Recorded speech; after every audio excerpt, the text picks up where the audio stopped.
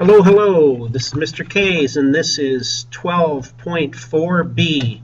We're going to finish up the feudal period in Japan. We saw before that Japan is an archipelago, a group of islands. They worshipped nature gods, so Shintoism develops as a reverence for all things natural and worship of ancestors. We saw that the emperor reigned, but he rarely ruled. He was seen as a figurehead, and the real power is going to come through military rulers. Well, we're going to talk about that in just a second. We're going to start off with the Heian period. The Heian period. 794 to 1185 AD, we see a period here, about 400 years, where court was centered at modern-day Kyoto, Kyoto.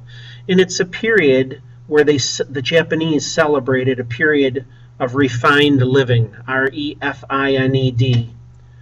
It was seen where wealthy folks followed rituals and artistic lives, and they looked down their nose or scorned commoners.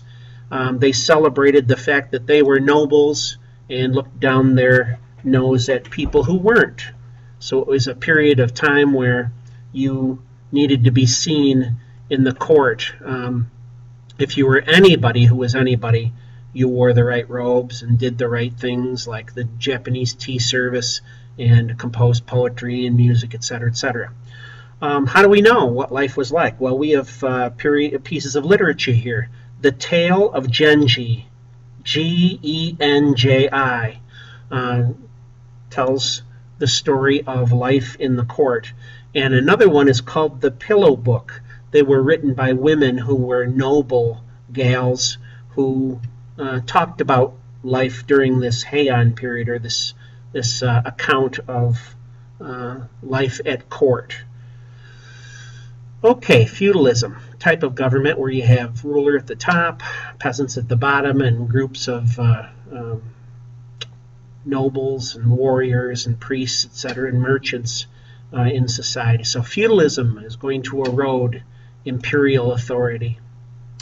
We see large landowners set up private armies. They had their own stable of fighters. And we see farmers would trade loyalty for safety. Let me say that again. For this time where large landowners set up private armies and farmers traded loyalty for safety. Now, the rank and file loyal warrior was a samurai.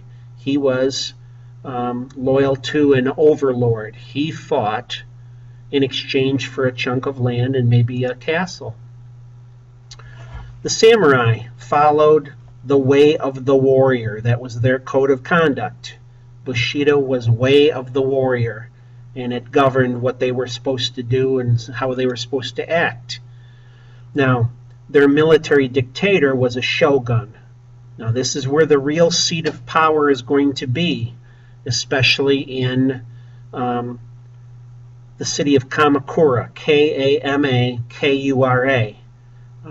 This was about 1200 AD. Local lords still held great power, but they had to bow down to the shogun, who was the top dog, the military dictator.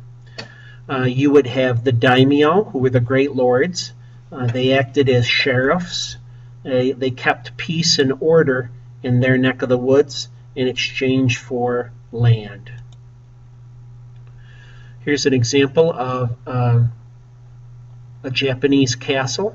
You don't see the moat, you don't see water, and you see the pagoda-like roofs. They were sloped so evil spirits would fall off. No kidding. And a lot of them were earthquake-proof, believe it or not. You remember from a section or two ago on the Mongols. The Mongols invaded, and with that invasion of Japan, it drained the shogun's treasury. Wars aren't cheap to fight, and so you began to see the shogun having to raise taxes to pay for wars. Samurai attached themselves to local lords, and they began to fight one another. So a samurai might have been like a free agent. He would hire himself out to anyone who could pay him. So that's what we see, thumbnail sketch of the feudal powers of Japan and the rise of the samurai warriors. We will talk about the samurai down the road, but that ends 12.4b. Good day.